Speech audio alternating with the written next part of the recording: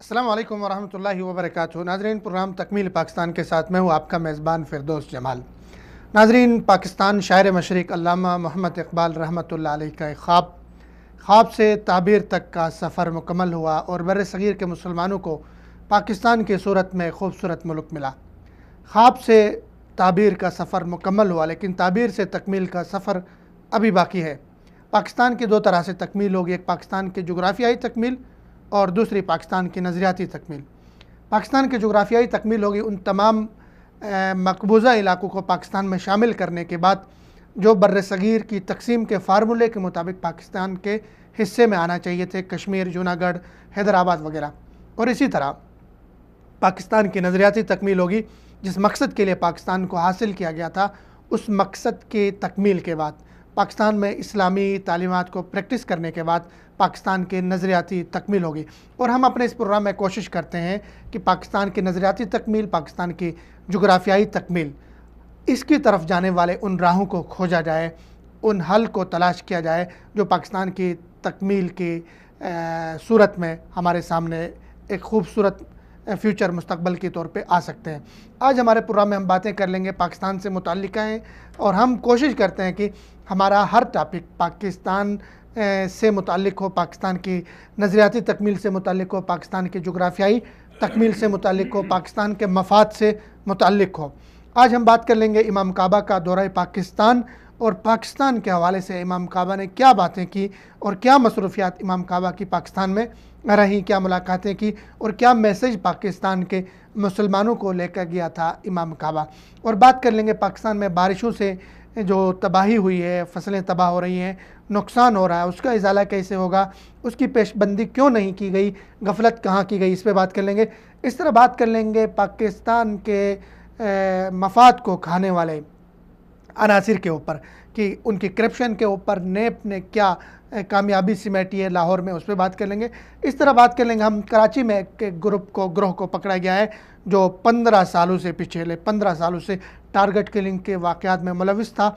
उस ग्रोह का ताल्लुक़ किस मुल्क से है, किसके पेरोल पे था वो ग्रोह, सनसनीखेज़ इंकशाफात कर लेंगे इस हवाले से। इस तरह बात करेंगे हिंदुस्तान में इंतखाबात हो रहे हैं, उन इंतखाबात को लेकर कश्मीर में क्या कुछ हो रहा है, कश्मीरी लोगों ने बायकाट किया, क्या किया है, इस पे बात कर लेंगे।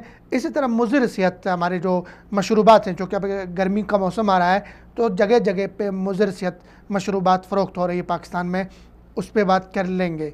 हमारे साथ बात करने के लिए इन तमाम टॉपिक के ऊपर मौजूद होंगे पाकिस्तान लाहौर से प्रोफेसर आसिम हाफिज़ साहब, कराची से हमारे साथ होंगे सैफुल्लाह खालिद साहब, और इसी तरह कश्मीर से हमारे साथ बात करेंगे हुर्रियत सेक्रेटरी अब्दुल हमीद लोन साहब। मेरे साथ स्टूडियो में तशरीफ़ फरमा है, सीनियर सहाफ़ी हैं, बहुत गहरी नज़र रखते हैं पाकिस्तान की सियासत पर और पाकिस्तान के सियासत के नशेब व फराज पर। मियाँ नवाज शरीफ साहब के साथ भी इनका एक तवील याराना रफ़ाकत रही है।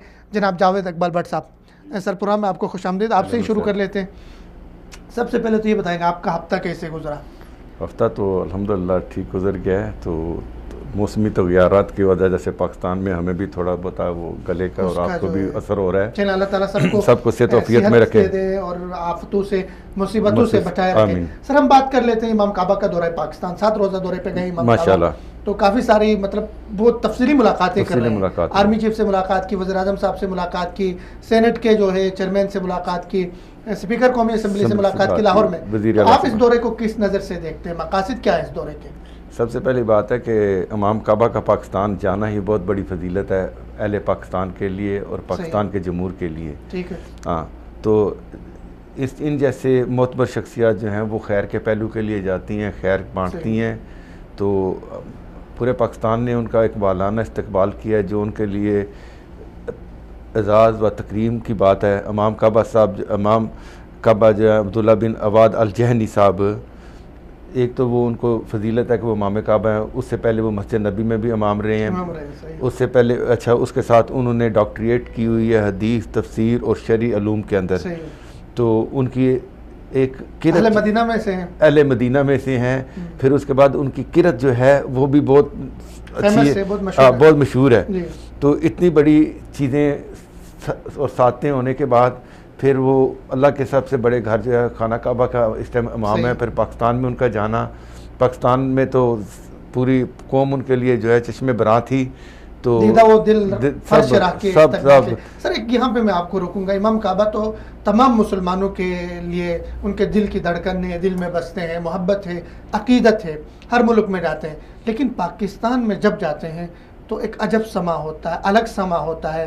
पाकिस्तानियों की जो वारफ्तगी का, मोहब्बत का एक अजब आलम होता है। इस पर क्या कहेंगे? मैं ना जब छोटा होता था ना, छोटे आज से 40 साल पहले की मैं आपको बता बात, तो पाकिस्तान में जगह जगह ना वो बोर्ड लगा देते थे, चलो चलो जेलम चलो। ठीक, हाँ। तो मैं सोचता था कि इमाम काबा के संग चलो। तो मैंने कहा जेलम में क्या है? तो वो मैं फिर वो जेलम गया देखने के लिए। वहाँ जामिया अल असरिया है, मदरसा है, ठीक है, काफ़ी वो बहुत मशहूर है। 1965 में बना था और उस टाइम शारजा के जो हुक्मरान थे वो वहाँ का इफ्तिताह करने के लिए आए थे। उस टाइम 1965 में 1 करोड़ रुपए का बना था उस टाइम। और फील्ड मार्शल अयूब खान और शारजा के जो है वो रहनुमा आए थे। तो जब इमाम काबा उस टाइम आते थे पाकिस्तान में, तो वो जेलम तशरीफ़ लेके आते थे और वहाँ पे वो जुमे की नमाज भी पढ़ाते थे। तो उस टाइम से अभी माशाल्लाह आप तो पूरे पाकिस्तान के अंदर अभी आए हैं, तो एक तो सदर पाकिस्तान से मिले हैं। वहाँ पे वो जो कौन सा सेंटर है, कन्वेंशन सेंटर है इस्लामाबाद का, वहाँ पे वो एक वो आर्ट्स गैलरी थी, वहाँ पे गए हैं। वहाँ पे सब बहुत से उलमा भी साथ, सब जितने भी थे सब उनके लिए मिलने के लिए आए हुए थे। चीफ ऑफ आर्मी स्टाफ को मिले हैं। फिर आपकी इस्लामाबाद की जो मस्जिद थी वहाँ पे उन्होंने इमामत कराई है। पूरे इस्लामाबाद, रावलपिंडी सारा वहाँ पे उमड़ाया था। तो उसके बाद वज़ीर आज़म साहब से भी उनकी खुसूसी नशिस्त हुई है। पैगाम इस्लाम कॉन्फ्रेंस में उन्होंने शिरकत की है। असर हाजिर नौजवानों को दरपेश चैलेंजेस, उसके हवाले से एक सेमिनार में शिरकत की है इस्लामिक यूनिवर्सिटी। जी बिल्कुल बिल्कुल, ठीक। अच्छा, एक और बात जो है, इमाम काबा जब भी पाकिस्तान जाते हैं, इससे पहले सुदेश साहब जाते थे, जी जी, और अइम्मा जाते रहे, तो पाकिस्तान में एक वहदत की फिजा होती है। बेशक सब फिरके, तमाम जमातें सारी मिल के उनके साथ उनका इस्तकबाल करती है, उनको सुनती है, उनके मैसेजेस को, पैगाम को वो सुनती है। तो ये एक खुशाइंद बात है। बिल्कुल। सबसे अभी भी जो है ना, सबसे पहले गए हैं तो वो वज़ारत मज़हबी उमूर में जो है हमारे वो वज़ीर आजकल नहीं आए हैं, पीर कादरी साहब जो साहब हैं, उनने उनको रिसीव किया है, वहाँ पे वो इस्तकबाल किया है। तो उनके साथ भी एक माशाल्लाह एक फिर सबसे बड़ी बात है, इस दफ़ा सऊदी अरब ने हाजियों का कोटा भी थोड़ा सा बढ़ा दिया है। तो वो भी पाकिस्तान के लिए एक इत्मीनान का बहस है, अच्छी खुशखबरी थी। फिर इन हालात के अंदर पाकिस्तान के लिए वो दुआ गो भी हैं और पाकिस्तान के खैर के लिए उनने दुआएं की हैं जाके वहाँ पे। उनने एक ज़ाहिर है सऊदी अरब और पाकिस्तान का एक अपना जो रूहानी तल्लुक़ के साथ एक बरादराना तल्लुक़ भी है इसमें निस्बत से।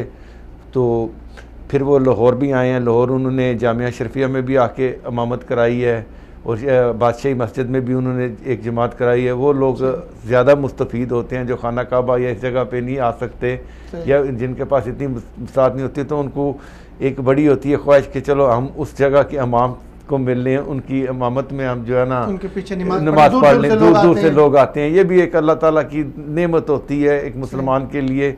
तो उसको देखने के लिए पूरा लाहौर उमड़ आया था। तो उन्होंने फिर वो जामिया शरीफिया में भी इमामत कराई, फिर उधर भी कराई, क्या नाम है, मस्जिद में, अपना बादशाही मस्जिद में। फिर वो हमारे कायम मकाम स्पीकर अपने गवर्नर थे जो अपना स्पीकर चौधरी परवेज़ लाई साहब, उनसे भी मुलाकात हुई, ये शरफ मुलाकात हुई है। और आज वज़ीर आला साहब से भी मुलाकात हुई है।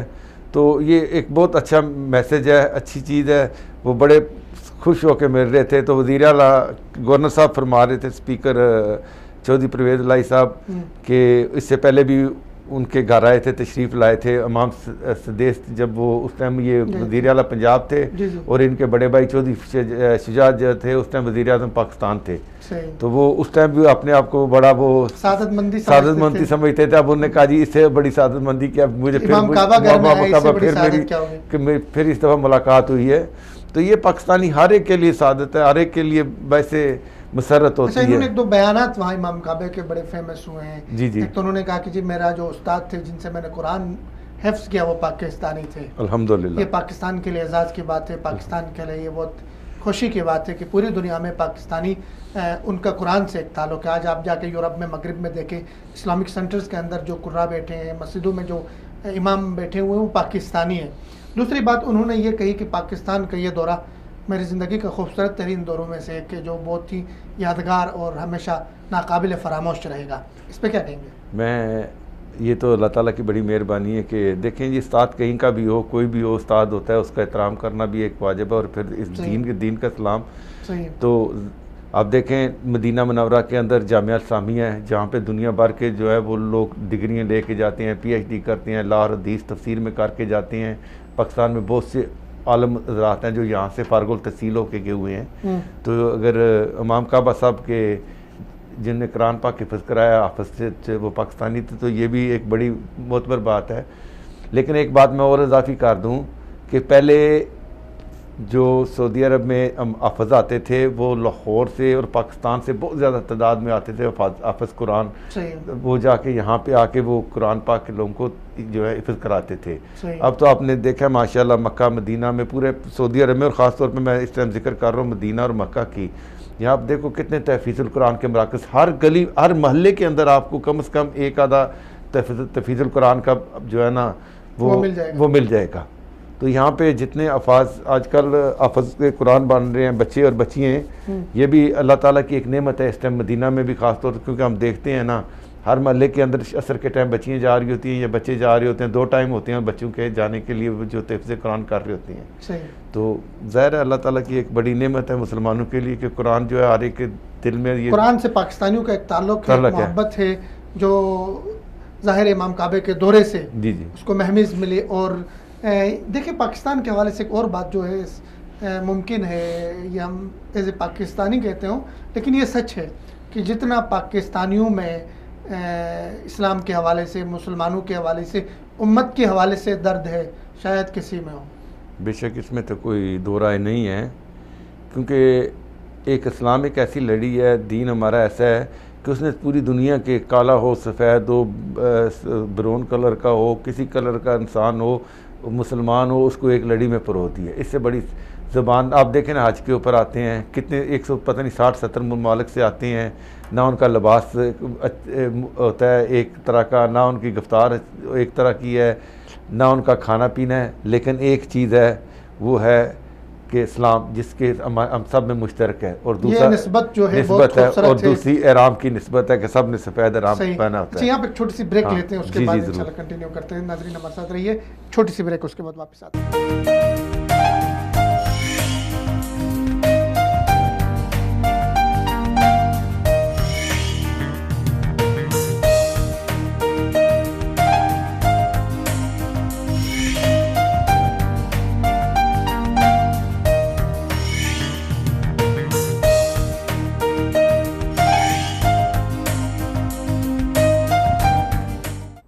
वेलकम बैक नाजरीन। भट्ट साहब इमाम काबा के दौरे पाकिस्तान से हवाले से बात कर रहे थे।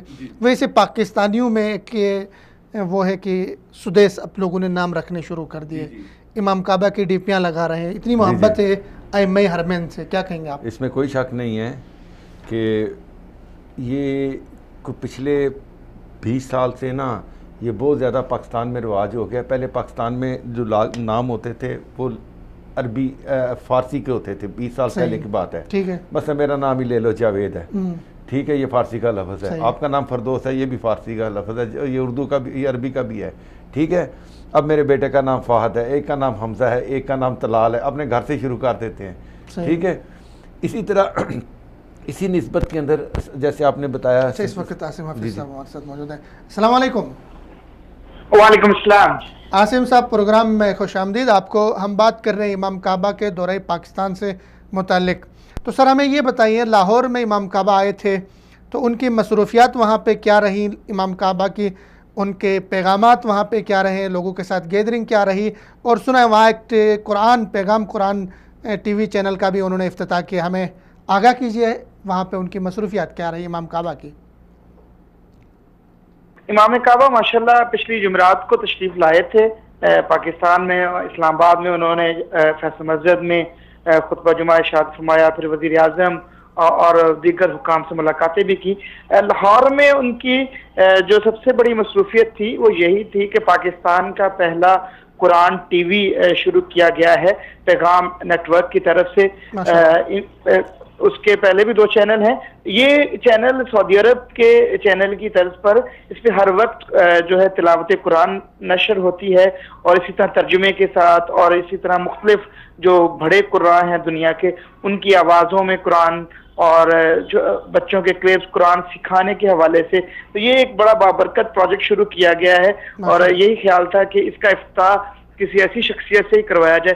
तो फिर जब इमाम काबा तशरीफ लाए, क्योंकि आप जानते हैं कि इमाम काबा की जो इनकी खासियत है वो तिलावत कुरान के हवाले से है, क्योंकि इन्होंने आलमी मुकाबले भी जीते हुए हैं और इनकी तिलावत बहुत मारूफ है दुनिया में। तो इसी हवाले से उन्होंने इफ्तिताह फरमाया पैगाम टीवी के हेडक्वार्टर में, और फिर उन्होंने मुख्तलिफ फिर वहाँ पे उन्होंने तिलावत रिकॉर्ड करवाई अपने स्टूडियो में, और फिर ऑफिशियली जो है ना उसको लाइव जो ट्रांसमिट किया वो भी वहाँ पे हुआ। इसके बाद फिर उन्होंने मुख्तलिफ खताबात फरमाए वहाँ पे भी, उस तकरीब से भी उन्होंने कुरान अच्छा आसिम साहब, यहाँ पे सर मैं आपको रोकूंगा। कुरान का जो वहाँ पे टीवी चैनल का इफ्तिताह किया, पैगाम कुरान टीवी चैनल, उस पर तासुरात क्या थे इमाम काबा के, उनके क्या तासुरात थे उस मौके पर? जी जाहिर बात है, एक ऐसा शख्स जिन्होंने पूरी जिंदगी कुरान के लिए वक्फ की हुई है, वो खुद कुरान से बहुत ज्यादा शगफ रखते हैं, बहुत अच्छे कारी हैं, और आप शायद अहले पाकिस्तान के लिए बड़ी ये चीज अभी तक मीडिया पे नहीं आई कि वो एक पाकिस्तानी कारी हैं, उनके शागिर्द हैं और उन्हीं से पढ़े हुए हैं।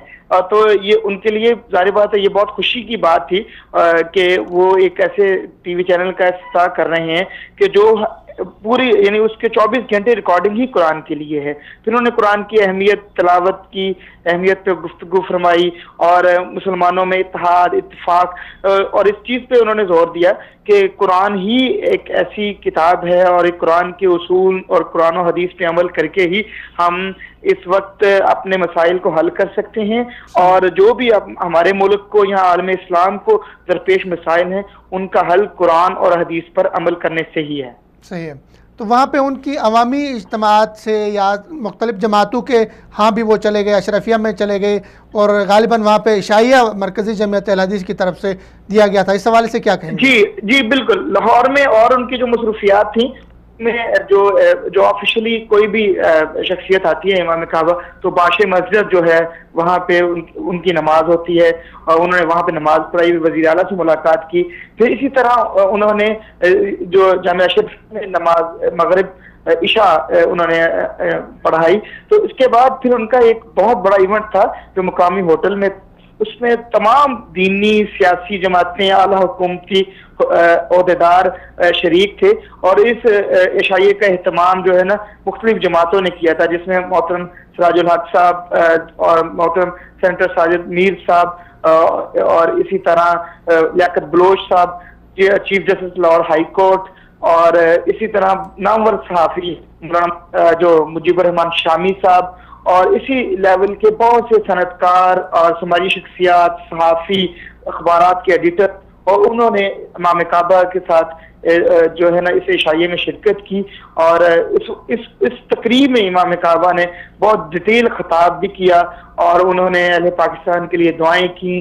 पाकिस्तान को उन्होंने ये करार दिया कि ये पाकिस्तान एक इस्लाम का किला है, और इसका जो निज़ाम है उसकी बुनियादों में इस्लाम है, और हम सबको चाहिए कि पाकिस्तान की जो है बका उसको वो बहुत उसको अहमियत देते हैं। बल्कि उन्होंने एक जगह पर तो ये भी फरमाया कि मुझे भी सऊदी अरब में एक तरह का सफीर समझा जाए। शायद उनकी ये सारी मोहब्बत या उनका पाकिस्तान के साथ जो लगाव था शायद अपने उस टीचर की वजह से है। बल्कि हमें कुछ लोगों ने बताया है कि इमाम काबा क्योंकि मदीना मुनव्वरा में रिहाइश पजीर है, तो ये जब भी हर हफ्ते या 2 हफ्ते बाद जब भी तशरीफ लेके जाते हैं मदीना मुनव्वरा, तो वो मस्जिद नबवी में अपने जो वो उस्ताद हैं जिनका तल्लुक कराची से है, और वो जो पाकिस्तान के बड़े मारूफ आलिम दीन है मौलाना सल्फी साहब, मोहम्मद सल्फी साहब कराची से, उनके वो रिश्तेदार हैं। तो उनके पास तशरीफ लेके जाते हैं। तो शायद उनकी ये जो पाकिस्तान से मोहब्बत है उसका बड़ा इजहार उनके टीचर की वजह से भी है। सही, बहुत शुक्रिया आसिम हफीज़ साहब, आपने हमसे बात की। आसिम हफीज़ साहब लाहौर से बात कर रहे थे, और ये वहाँ पे इमाम काबा जब जिन जिन जगहों पे गए हैं तो ये साथ थे, साफ़ी हैं, प्रोफेसर हैं, जी जी, बड़ी गहरी नज़र रखते हैं, बड़ी खूबसूरत उन्होंने उन्होंने माशाल्लाह पूरा सारी जो है ना पूरी डिटेल तफसील बताई है, क्योंकि वो काफ़ी उससे हर इवेंट पे वो साथ रहे हैं, तो उन्होंने हर इवेंट का जो है वो पूरा जो है ना उसका खुलासा। चले, इमाम काबा के लिए भी पाकिस्तानियों की तरफ से वही मोहब्बत है, मोहब्बत के सिवा कुछ नहीं मांगती है। तो अगले टॉपिक की तरफ सर हम मुंतकिल होते हैं कराची के हवाले से। एक तरफ इमाम काबा का दौरा है पाकिस्तान, जी जी, जब भी ऐसी किसी अहम शख्सियत का दौरा होता है पाकिस्तान का, उस मौके पे कुछ ना कुछ निकलता है। पहले जब मोहम्मद बिन सलमान पाकिस्तान जा रहे थे उस वक्त भी इस तरह के कार्रवाइयों की कोशिश की गई, हमारे हमसायों में हुई, और अब इमाम काबा वहाँ पे जा रहे हैं, कोयटा वाक़या हो गया जी, कोयटा में कोशिश कर रहा है पाक सऊदी ताल्लुकात को भी कमज़ोर करे। अब कराची में एक ग्रोह पकड़ा गया है टारगेट किलर्स का, बहुत बड़ा ग्रोह, 6 अफराद पे मुश्तमिल है। तो क्या आपकी चिड़िया क्या कहती है, आपकी क्या इन्फॉर्मेशन? सर, आप जैसे भी आपने जिक्र किया कि वो बलूचिस्तान के अंदर जिस तरह भी वो गंजी बाग और दूसरा वो कोयटा के अंदर जो हज़ारा ग्रुप को वो वहाँ पे बम ब्लास्ट किया, 20 वो शहीद हो गए थे, 38 ज़ख्मी हो गए थे। ठीक है, क्योंकि उससे पहले अभी वज़ीर आज़म ने भी वहाँ जाना था ईरान के लिए, ईरान से पहले ये हो गया, मुलतवी हो गया। फिर उसके बाद इमाम काबा तशरीफ़ ला रहे थे। फिर आपने ये कराची का जो जिक्र किया है कि ये मौलाना उस्मान तकी साहब के जो आज से 2 हफ्ते पहले जो वाक़या हुआ था, उसके अंदर वो थोड़ी सी जो है कि उनके अल्लाह ताला ने मेहरबानी की, जान अपनी महफूज रहे, तो उनके 2 जो है साथी मुहाफ़िज़ जो थे वो अपना शहीद हो गए थे। लेकिन ये एक बहुत बड़ी वो जो है वो 23 मार्च से एक दिन पहले की बात है, ठीक है।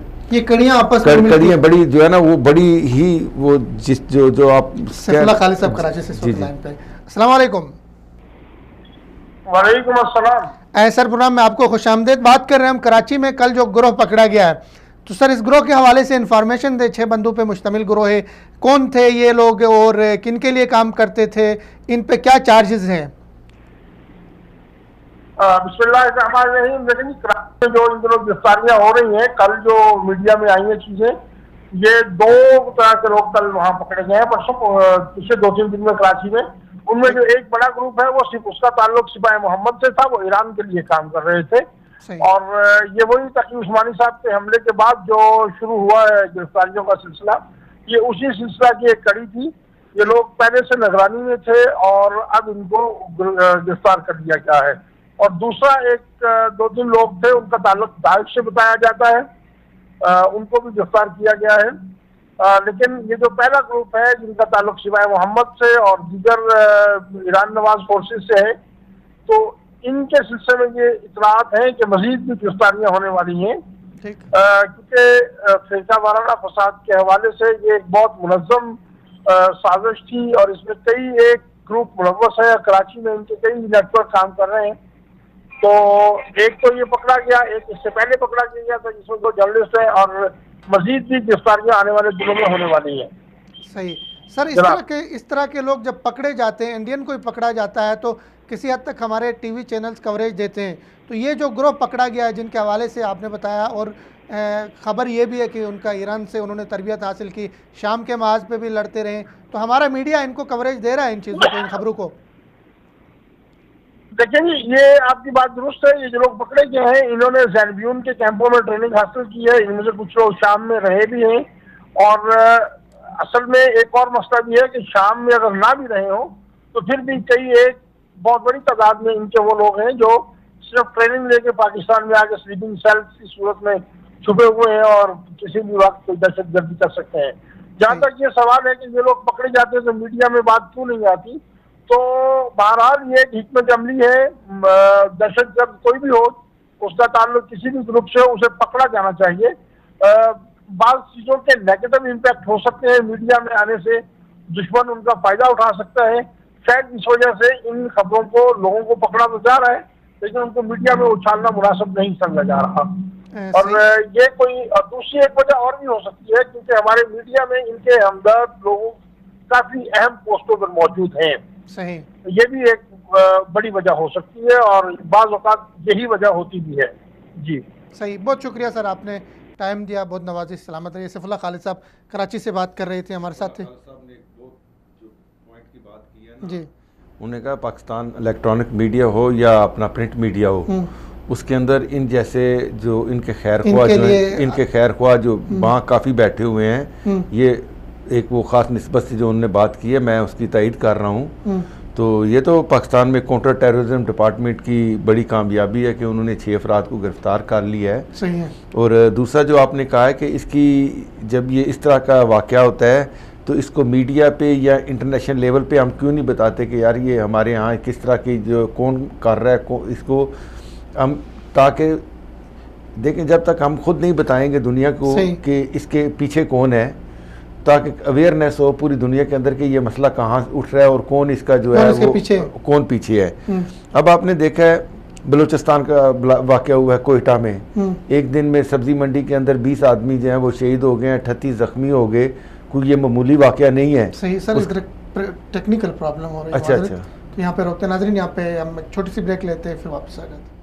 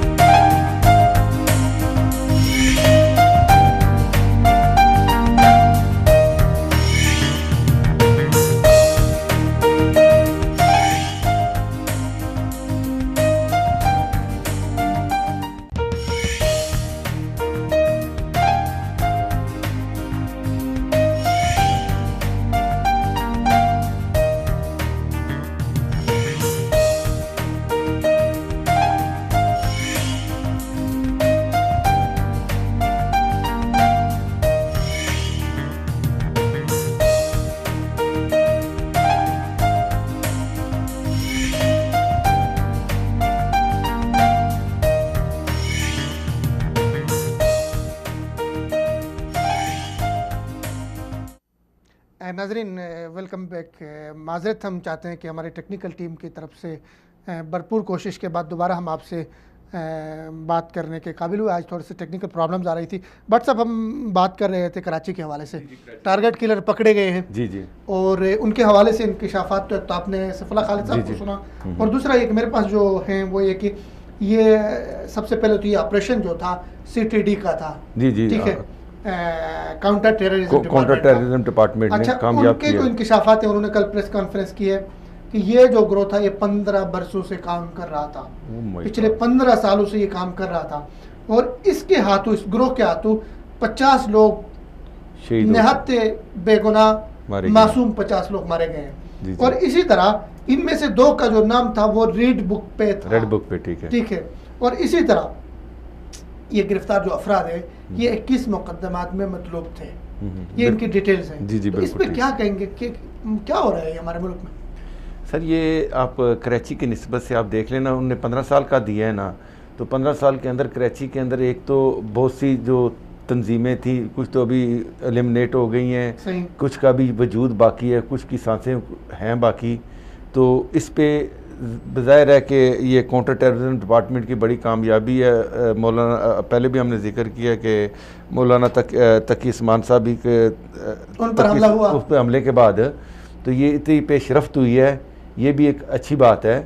अब उसके बाद जो काबिले गौर बात है कि ये जितने क्रिमिनल पकड़े गए हैं, ये गैंग था, ये जिसका एक सपा साहबा से तलक बता रहे हैं और दूसरा सपा मोहम्मद से बता रहे हैं और दूसरा तरीके जाफरिया से, ये उससे भी ज़्यादा ख़तरनाक है। फिर वो कह रहे हैं कि जी ये स्लीपिंग सेल थे, इतने आपने बताया कि 21 मुकदमात में थे, 21 से ज़्यादा मासूम बच्चों को भी मार चुके हैं, 50 से ज़्यादा से इनका लिंक निकलता है। मैं वो बताने लगा हूँ ना कि कि अब इनका जो लिंक जो है ना, ये इससे ज़्यादा ख़तरनाक जो है कि इसके बैक पे एक तो ईरान आ रहा है, ठीक है, यहाँ पे उन्हें तरबियत लेते थे, जहाँ पे जाके पनाह लेते थे, फिर वो उससे शाम का भी पता लगा कि शाम से भी करके आए हैं। अब ये काबिल तशवीश बात और हो जाती है कि जो परसों धमाका हुआ था बलूचिस्तान के अंदर कोयटा में और सब्जी मंडी में, उसके अंदर 2 जमातों ने जो है वो उसकी कहा था कि जी एक ने कहा कि जी ये अपने सपा मोहम्मद ने, उसका एक ने इकरार किया था कि हमने धमाका कराया है, दूसरा दैश ने कराया। दैश ने कहा जी हम इसके जो है ना वो जिम्मेदारी कबूल करते हैं। मेरा ख्याल है दैश ने ये पहली मरतबा पाकिस्तान के अंदर इस तरह का कुछ जो है किया है, तो ये और भी पाकिस्तान के लिए जो है ना ये खतरनाक खतरे की घंटी है। और उसमें हज़ारा के 2 लोग भी इस्तेमाल हुए, ये भी इंफॉर्मेशन हो सकती है।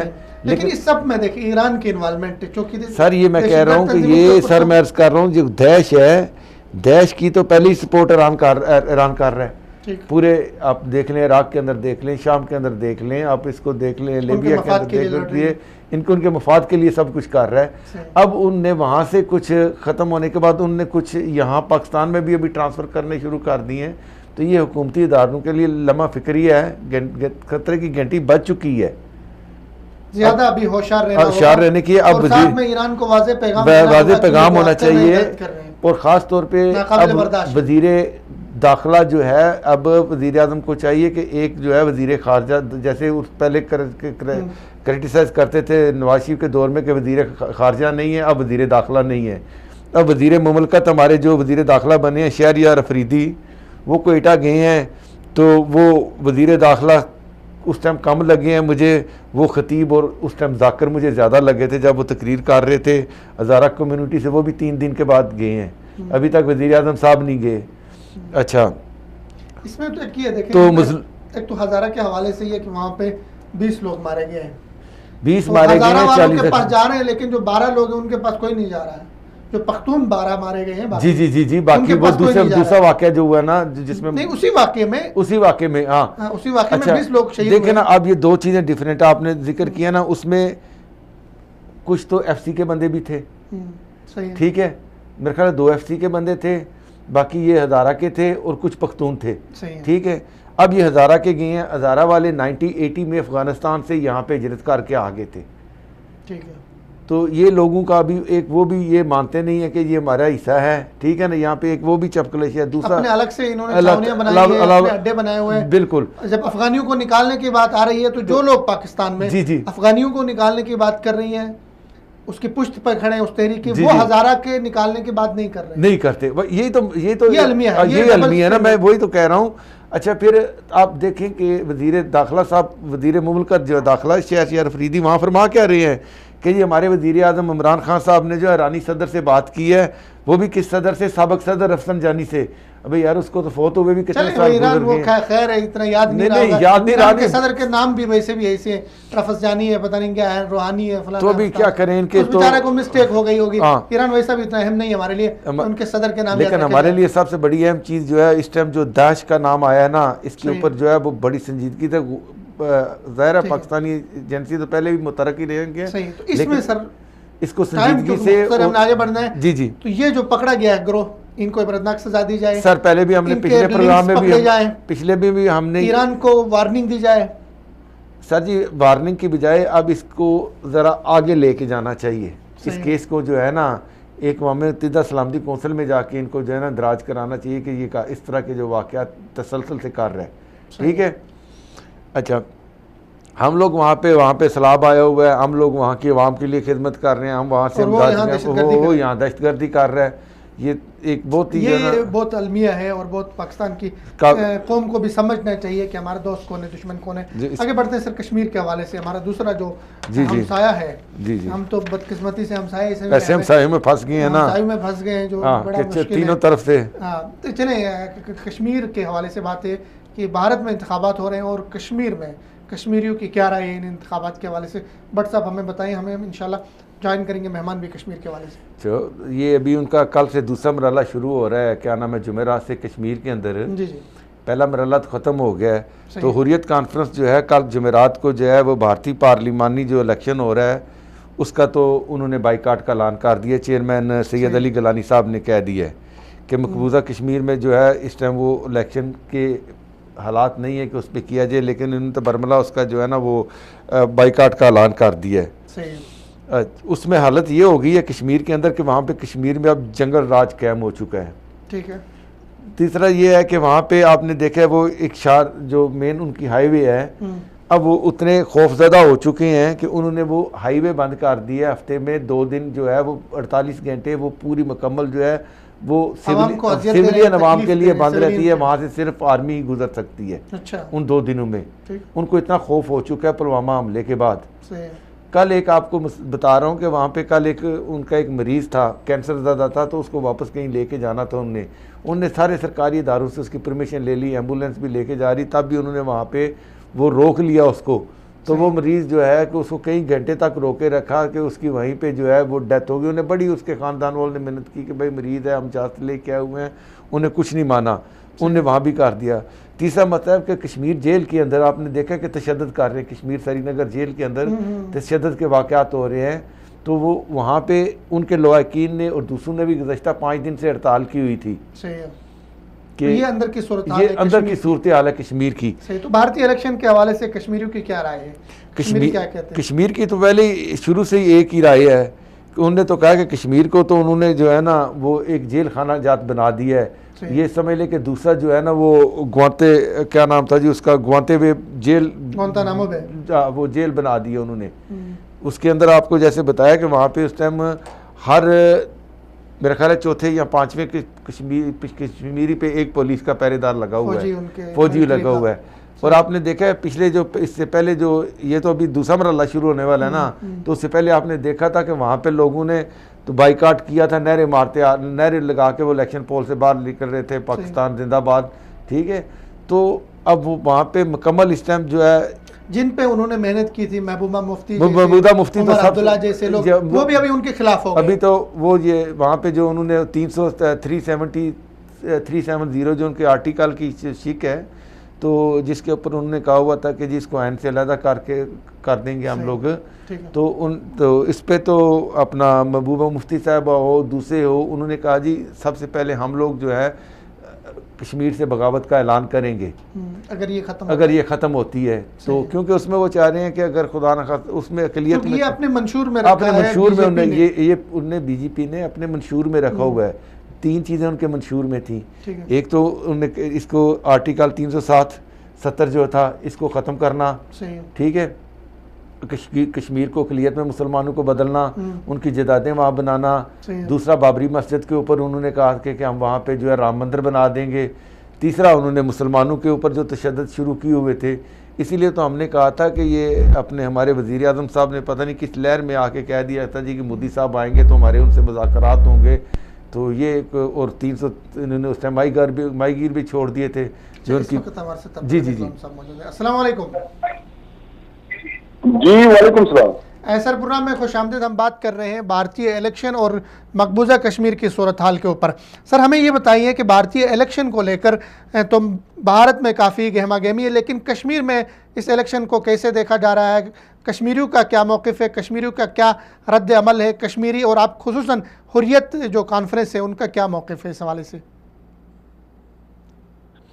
जिस तरह से दूसरे फेज का जो इलेक्शन ड्रामा रचाया जा रहा है मकबूजा कश्मीर में, जी जी, चूंकि इलेक्शन जो ये ड्रामा है ये हक खुदराजत का नामुल बदल नहीं हो सकता है और आलमी बरादरी भी इस चीज को तस्लीम करती है कि कश्मीरियों के मुस्तकबिल का फैसला जो है वो इलेक्शन से नहीं बल्कि हक खुदराजत की वोट से हल होगा।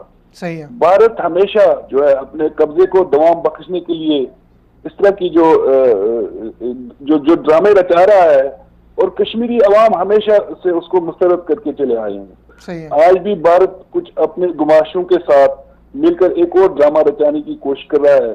कश्मीरी अवाम का बुनियादी हक जो है वो हक खुदराजत है, इसको अक़वाम मुत्तहिदा ने तस्लीम किया है।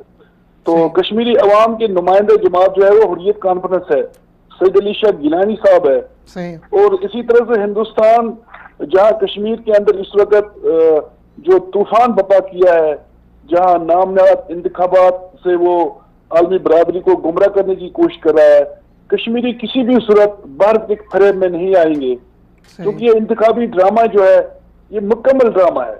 कश्मीरी अवाम ने बाइकॉट का ऐलान किया है। जिस तरह से आपने देखा नॉर्थ के अंदर भी पिछली दफा जब हुआ था तो कश्मीरियों ने इसमें कोई दिलचस्पी नहीं ली और आज भी जहां हुर्रियत कॉन्फ्रेंस की कॉल पे कश्मीरी अवाम बाइकॉट कर रहे हैं।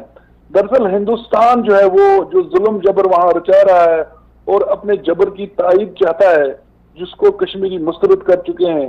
भारत जितने भी मजालिम डाले कश्मीरियों पे, क्योंकि ये सारा जो है ड्रामा है ये भारत सिर्फ इक़दार के लिए कर रहा है, कश्मीरियों के साथ उसमें कोई सरोकार नहीं है।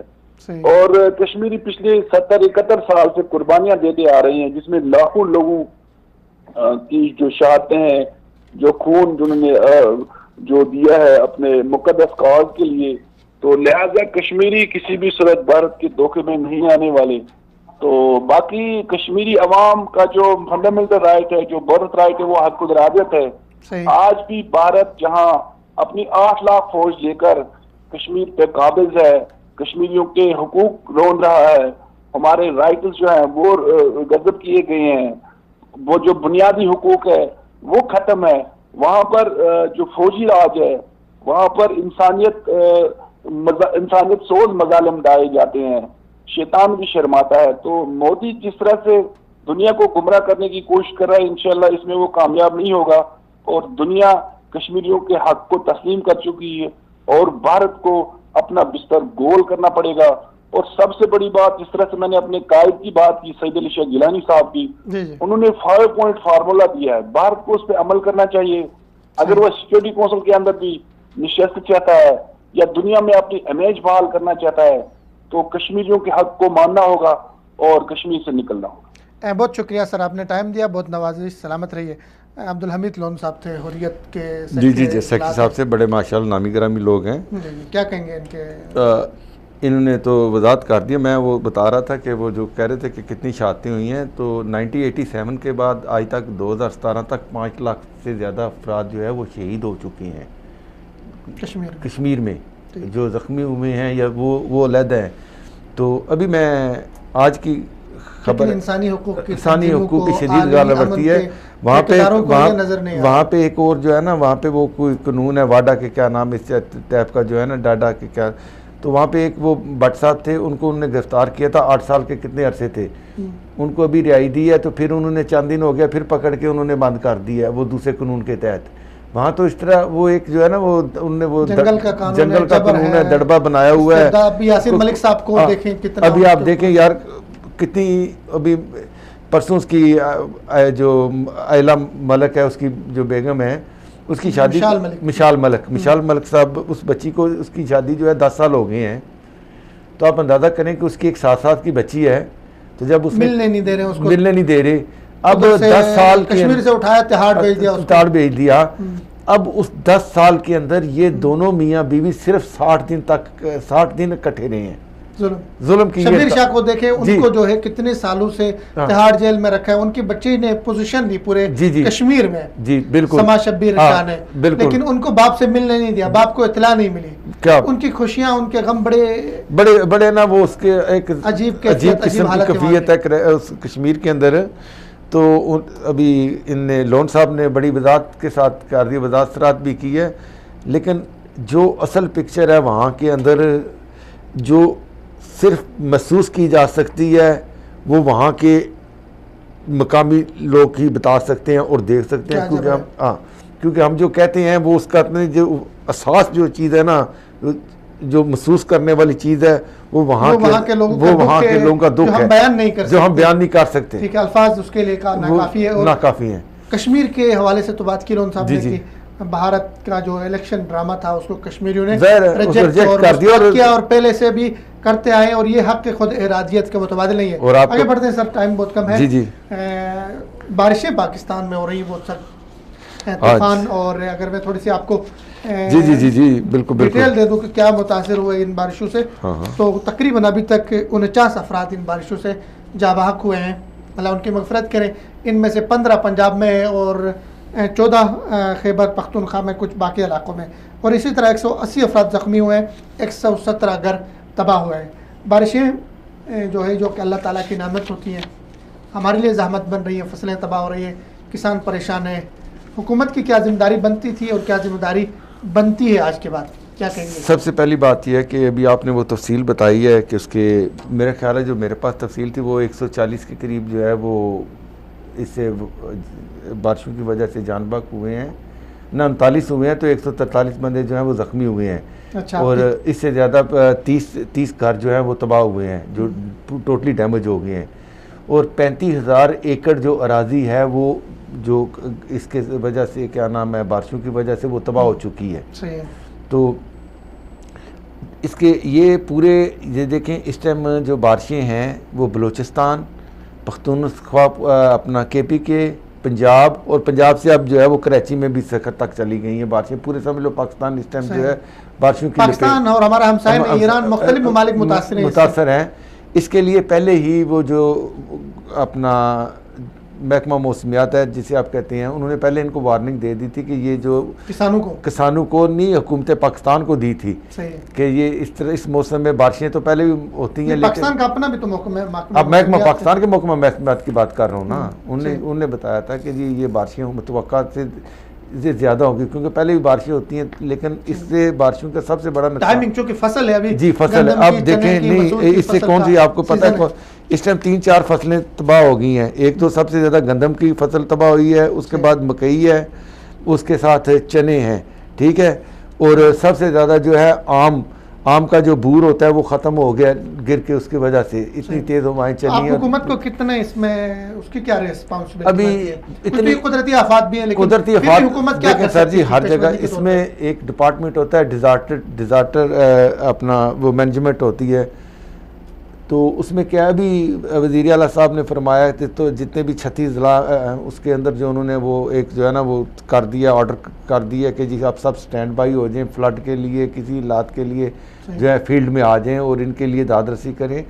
और हुकूमत ने अपनी तरफ से ये भी कह दिया कि इनकी वो जो ज़र तलाफ़ी होगी, जो इनका नुकसान हो रहा है उसका अंदाज़ा करने की कोशिश कर रहे हैं। अभी 1-2 दिन तक ये अंदाज़ा लगा लेंगे कि किस, अगर कुछ दिन पहले 5-10 दिन पहले अगर पेशगी इतलात दी जाती तो क्या मुमकिन था कि इन फसलों को किसी न किसी तरह समेटा जाए?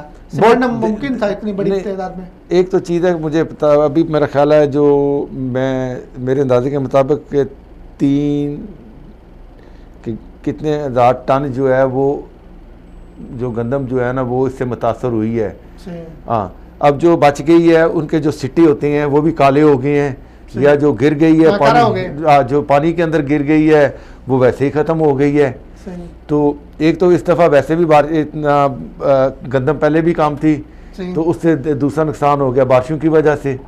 तो बहुत ज़्यादा इस टाइम इसका जो असर पड़ेगा इस काश्त के ऊपर भी। और गंदम हमारी जो है वो 2-4 फसलें ऐसी है जैसे गन्ना, कपास और ये गंदम जो है ये हमारी रीढ़ की हड्डी है।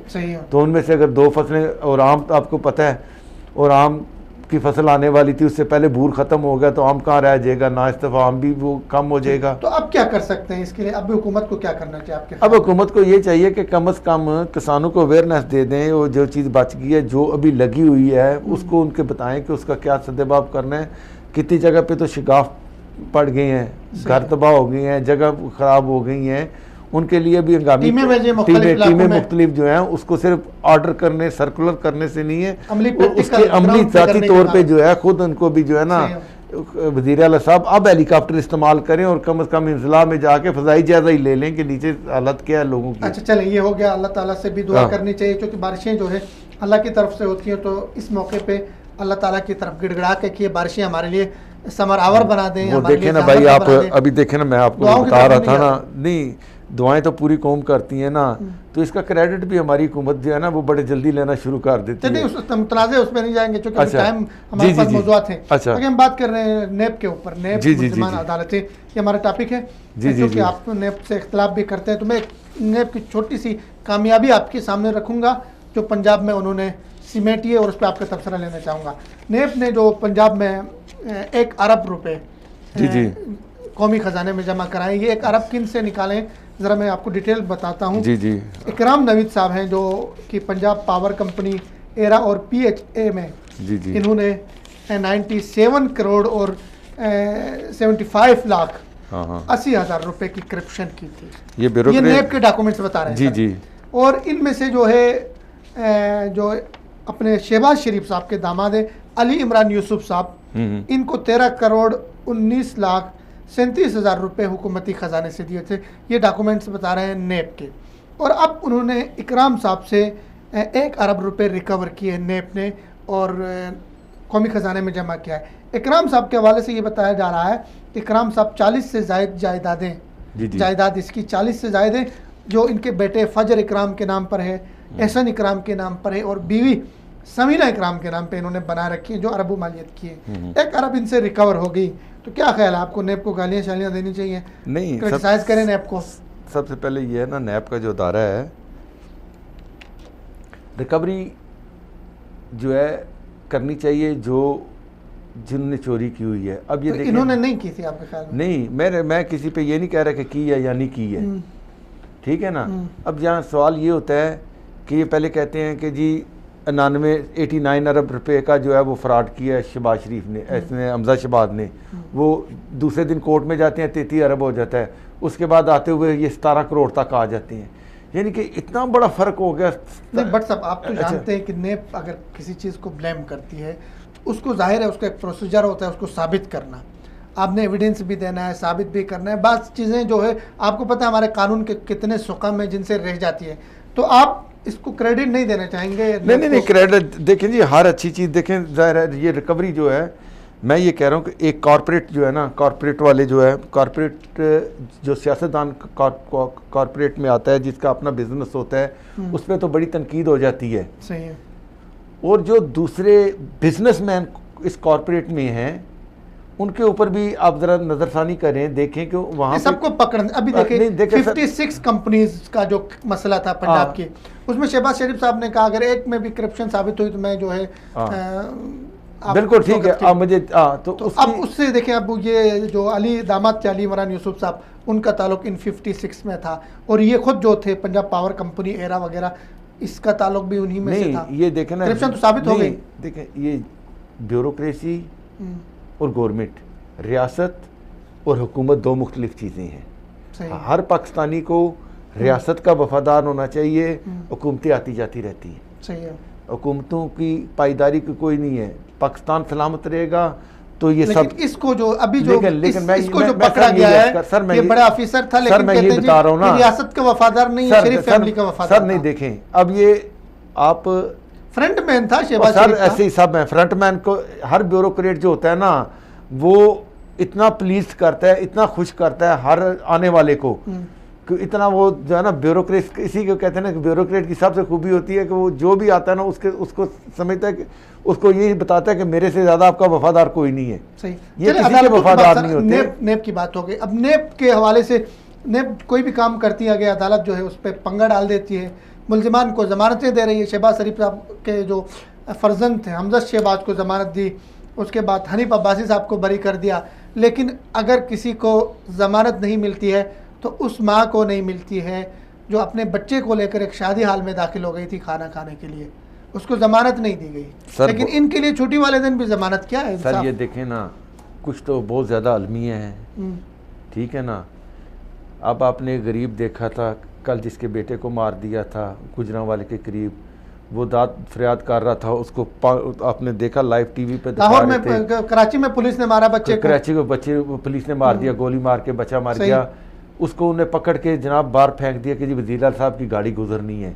ये कौन करता है? वज़ीर आला तो नहीं हुक्म देता ना, ये ब्यूरोक्रेसी करती है। इसलिए कह रहे हैं कि ये हुकूमत जो है अब शरीफ आदमी है, इसमें कोई बात, मैं आसमान बजदार का ये कहता हूँ कि ज़ाती तौर पे जेंटलमैन आदमी है, शरीफ आदमी है, इसमें कोई शक नहीं है। शरीफ की तरह शरीफ नहीं, वो मियाँ शहबाज शरीफ बहुत ज़्यादा शरीफ है। हाँ, ये जेंटलमैन आदमी, इसमें कोई बात नहीं है। ये अच्छा, इस तरह के काम जो ब्यूरोक्रेसी करती है, हर जो हटो हटाओ मारो पीछे करो कि साहब गुजर रहा है। अच्छा, अब आपने जो दूसरा मुझे कहा कि जी वो आपने वो कहा कि जी कोर्ट्स जो है वो एक उसको देखें, हम ये यही तफरका जब नवाज़ के बाद थी तो आप कहते थे कि जी ये लोग अभी कोर्ट्स को मुलायन कर रहे हैं, ये फ़ौज को मुलायन कर रहे हैं। अब जब इन पे बात आती है तो ये अभी कहते हैं जी लोहार कोर्ट है, कोई कहता है जी इसको यानी कि इनकी जाती साफ दिख रहा है। सर देखे ना सर, आपको साफ नहीं अच्छा, दिख रहा है। चलो मैं आपकी वो भी बात कर, चलो वो भी मैं आपको कल का जो है ना चीफ जस्टिस ऑफ पाकिस्तान से बड़ा तो कोई नहीं, सरदार खोसा से उन्होंने कल वो जो बार कौंसिल का वो था, वो अशाइया था, उसमें उन्होंने खुद कहा है कि साना कोटा पे जो है अमन अमान की सूरत हाल कोई अच्छी नहीं है, किसी ने अभी तक वज़ीर आज़म नहीं गया, कोई नहीं हुआ उसको यार कि ये भी एक अगर देखें असर, अगर सुप्रीम कोर्ट अच्छा दूसरा चीफ जस्टिस अगर क्रिटिसाइज कर रहा है हुकूमत के ऊपर तो इसका मतलब ये है कि अदलिया जो है स्टम्प अदलिया नहीं, आज़ाद अदलिया है, तो ये तो क्रेडिट देना चाहिए आपको। दूसरा आप देखें ना, उसी पे ही उसी ने कह दिया सुप्रीम कोर्ट के जज ने कि जी पाकिस्तान के अंदर माशियत अच्छी नहीं है, ठीक है। पाकिस्तान में जो है अमन अमान का भी उन्होंने बता दिया कि किसी किस्म की, उनका मतलब ये है कि मिसमैनेजमेंट है। उन्होंने साबित कर दिया चीफ जस्टिस के बयान में कि मैं आज़ाद हूँ, अदलिया आज़ाद है, प्रेशर हुकूमत की तरफ से नहीं, किसी तरफ से प्रेशर नहीं, उन्होंने बताया प्रेशर नहीं है, उन्होंने कहा कि हुकूमत इस काबिल नहीं है कि वो मिसमैनेजमेंट सारे काम कर रही है। अब जहाँ पे देखें, हम चाहते, हर पाकिस्तानी की ख्वाहिश है कि भाई जिसने भी लूटा है, जो बाहर के मुल्क पड़ा हुआ है या यहाँ पे है या ब्यूरोक्रेसी ने किया है, मैं कह रहा हूँ कि अगर आप इनकी सब के एक, मैं तो कह रहा हूँ कि 2 महीने के लिए पूरे पाकिस्तान के जो है बैंक अकाउंट बंद कर दिए जाएं। क्यों?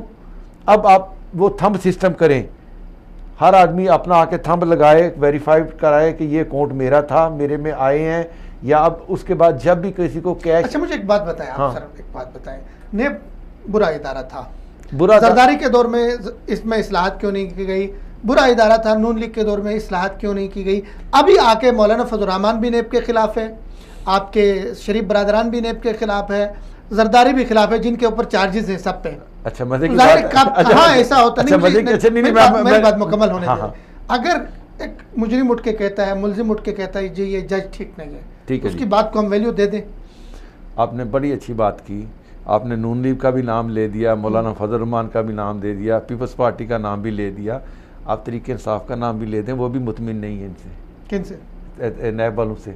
नहीं उनका देख लो ना सारा, अभी वो सर उनकी अपनी, मैं बात, अगर वो मुतमईन नहीं है तो इसका मतलब ये कि नेब आज़ाद इदारा है, उनके डिक्टेशन पे नहीं चल रहा है। नहीं ये तो फिर तो खुशी की बात है। नहीं खुशी की बात नहीं है, ये मुतमिन भी नहीं है। अगर देखिए नेब उनके डिक्टेशन पे चलता था जैसे इल्जाम दे रहे हैं। सर मेरी अर्ज तो सुनो ना सर, आपकी बात ठीक है, आपकी बात में वजन होगा, लेकिन जो मैं आपको समझाने की बात कर रहा हूँ कि ये खुद अभी नैब के चेयरमैन से क्यों वज़ीर आज़म मिल रहा है ज़ाती तौर पे, क्यों किस हैसियत में मिलना चाह रहा है और मिला है।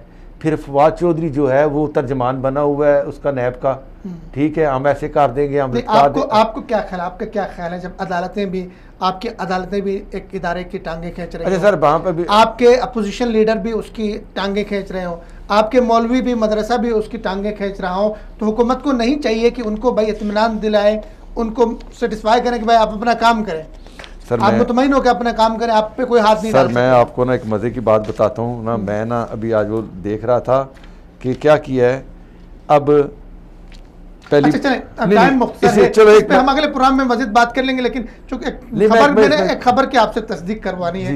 ये शौकत बसरा साहब ने प्रेस कॉन्फ्रेंस की है कल, और उन्होंने बहुत बड़ा इंकशाफ किया है। वो इंकशाफ मैं आपके सामने रखता हूँ सर। उन्होंने कहा कि पंजाब असम्बली में 20 अराकीन असम्बली नून लीग के फॉरवर्ड ब्लॉक बनाने जा रहे हैं, जबकि मरकज़ में 20 से 25 लोग जो है वो फॉरवर्ड बनाने के तैयारी में है। इसकी तस्दीक ना तो नून लीग ने की है ना तरदीद की है, आप क्या कहते हैं? अच्छा सर, चिड़िया क्या कह रही है? पहले सबसे बड़ी बात है कि शौकत बसरा साहब, ये आपको पता है शौकत बसरा साहब आजकल वो बने हुए हैं नहीं वो तो अफसर चान है। शौकत बसरा साहब जो है अभी वो गुड बुक में, अब यहाँ इसमें सबसे बड़ी बात यह है कि तरीके इंसाफ में हर आदमी जो है ना इमरान खान की गुड बुक में आना चाहता है। आप मैं ये कह रहा हूँ, आपकी तरफ से ब्रेकिंग न्यूज़ कर सर, मैं आपको शौकत बसरा का कह रहा हूँ, यकीन मानो आप हाँ या ना कर रहे हैं। मैं कह रहा हूँ जी, सबसे बड़ी बात यह है कि PTI के अंदर खुद ग्रुप बन चुका है। अच्छा। जो नून लीग के साथ, आपने पिछले हफ्ते एक सुनी थी कि परवेज लाई के बेटे मोनस ने शहबाज हमजा से खुफिया मुलाकात की है। सही। ये असल में अपने उसको रिएक्ट करने के लिए, बताने के लिए कि हम लोग तोड़ रहे हैं। भाई आपने किसको तोड़ना है? हालांकि उसने चौधरी परवेज इलाही ने, सर उसकी चौधरी उसने क्या कहते हैं, शुजाअत ने अपनी किताब में जो लिखा था, मियाँ साहब ने हमें 13 दफा धोखा दिया। तो पहले बात यह है ना, मैं शहजाद साहब को अल्लाह ताला जिंदगी दे, उनकी किताब लाहौर में मैं तो जाती तौर पे शहजाद साहब को जानता हूँ, परवेज लाई साहब को जानता हूँ, मोनस लाई साहब को जानता हूँ, शफकत साहब को, शफात साहब को जानता हूँ, ठीक है, बजाज साहब को जानता हूँ।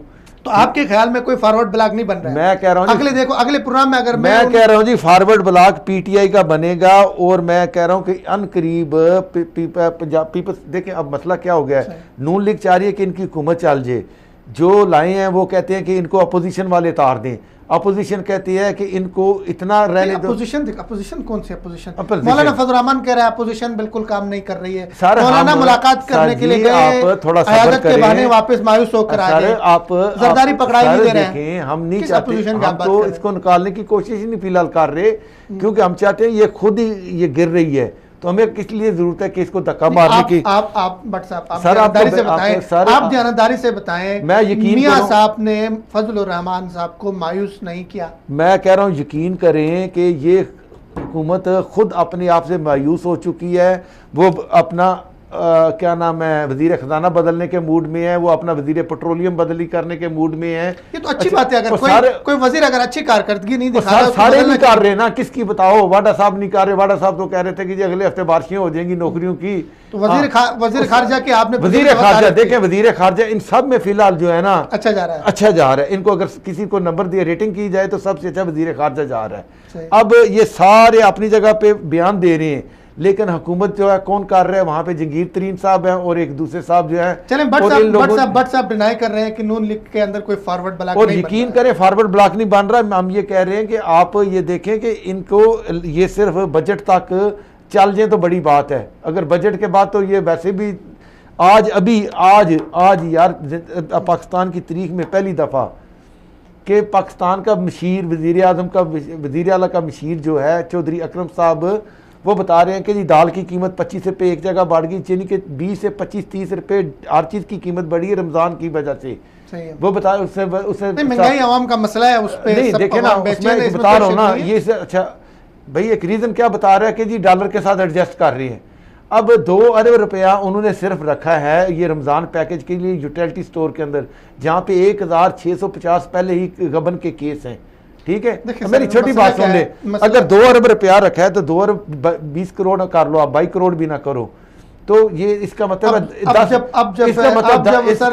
10 मईशत पे इसाक डार साहब जैसे लोग लेक्चर देने के लिए आएंगे टीवी चैनल पे, तो यही होगा। देखे ना 2 अरब के लिए क्या हुआ है, 2 अरब के लिए क्या महंगाई, 10 रुपए फी बंदा रखा है रमजान के लिए। हमने पिछले प्रोग्राम में बात की कि महंगाई है, महंगाई नहीं होनी चाहिए, आवाम का जेन्युइन मसला है, आवाम महंगाई बर्दाश्त नहीं करेंगे। लेकिन मसला ये भी है कि पिछले कर्जे भी आपने सूद समेत वापस करने हैं, इतने कर्जे मियां साहब के दौर के लिए हुए। सर कैद आजम साहब से लेके आज तक हर आदमी ने कर्जा लिया है। अब उस सबको नहीं, अब तहरीक इंसाफ नहीं वापस करने, नहीं तहरीक इंसाफ ने जितनी तेजी से कर्जे ले रहे हैं इन्होंने तो 30 पुराने कर्जों को वापस लेने के लिए साथ देखे ना, इसके कर्जे सारे ये इनके कर्जे भी किसने देने हैं? हम नहीं देने हैं।